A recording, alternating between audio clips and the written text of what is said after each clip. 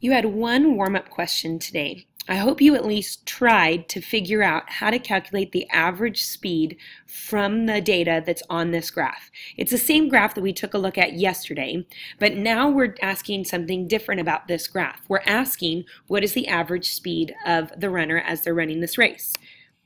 So here it is. One thing that you need to know or remember is just how to calculate average speed. Average speed is a total distance divided by the total time. So if we take a look at this graph, let's find the total distance.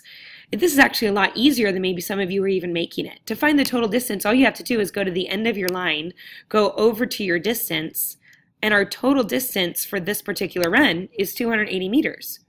And then if this is our total distance point, here's our total time. The total time that the runner ran the race was 60 seconds. So once we take 280 and divide it by 60 seconds, you're going to get a decimal number because it doesn't go in evenly. But if you round it, the average speed for the runner over the course of this race is 4.6 meters per second. The reason why we have to take the average speed is because the runner did not go the same speed the whole race. Otherwise, this would have been a completely straight line or straight slope all the way up. But the runner was running pretty slow, took a break and stopped here, and then took off and went a lot faster. I want to show you an animation that might help you with the understanding of a distance time graph. So watch this graph right here. This is a distance time graph. This is a velocity time graph. We're actually going to be learning more about it next week. So you can go ahead and focus your attention here on the distance time graph.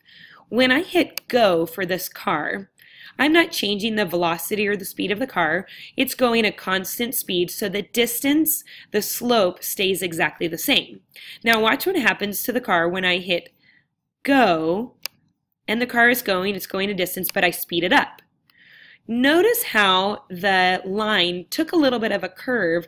It changed its speed, and so it covered more distance in less time. That's a very steep line.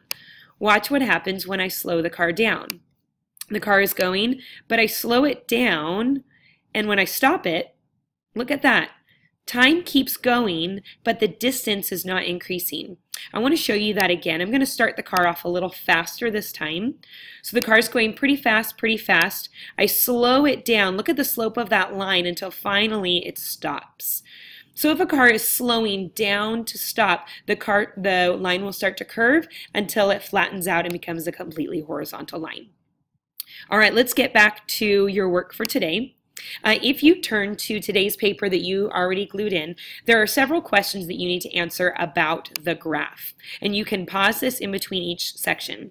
In box number 1, you have this question to answer. Pause the video, look at your graph, and answer question number 1 in box 1.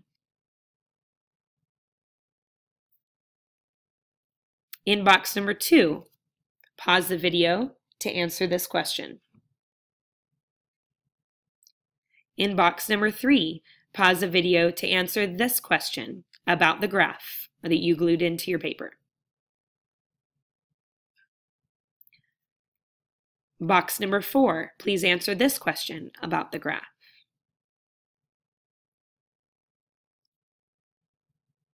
Box number 5, answer this question about the graph on the paper that you glued into your notebook. And finally, box number 6, pause this video again so that you can answer this question about the graph that you glued into your notebook today. Once you're done answering the questions about the graph on the paper that you glued into your notebook today, go back to your notebook and I'll show you how to do OP50. OP50, please title it DT, that stands for Distance Time Graph Quadrants, and you're going to set up your quadrants looking exactly like this. For each quadrant, remember, don't forget to number them, quadrant 1, 2, 3, and 4. This is going to be titled flat or horizontal line, shallow slope, steep slope, and downward slope. For each quadrant, you're going to say if the line is flat or horizontal, and draw this, the object is, tell me what the object is doing, and how do you know? Why does that line tell you what the object is doing? Then in quadrant 2, your line will look like this. And then write this sentence. If the line is a shallow slope, what is the object doing? And why does this line show that the object is doing that? For quadrant 3, a steep slope graph will look like this. Draw this and write this sentence and finish it. If the line is a steep slope, the object is, what is it doing?